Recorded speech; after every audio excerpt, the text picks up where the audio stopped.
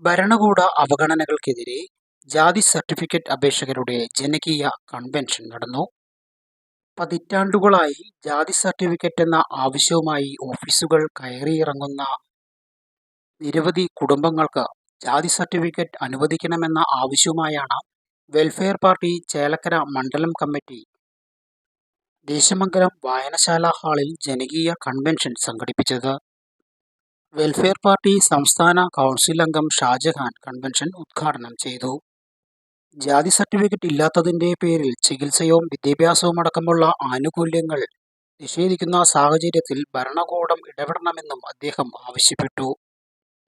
അവകാശങ്ങൾ നേടിയെടുക്കുന്നതിനായി സമരസമിതി തെരഞ്ഞെടുപ്പും കൺവെൻഷന്റെ ഭാഗമായി നടന്നു. സമരസമിതി കൺവീനറായി ഉണ്ണികൃഷ്ണനെ കൺവെൻഷൻ തെരഞ്ഞെടുത്തു. വെൽഫെയർ പാർട്ടി ചേലക്കര മണ്ഡലം കമ്മിറ്റി പ്രസിഡന്റ് PM ഷാജഹാൻ അധ്യക്ഷനായ ചടങ്ങിൽ AM മൊയ്തുണ്ണി, പരമേശ്വരൻ ആറങ്ങോട്ടുകര തുടങ്ങിയവർ സംസാരിച്ചു. ബഷീർ ദേശമംഗലം സ്വാഗതവും ബീന നന്ദിയും പറഞ്ഞു.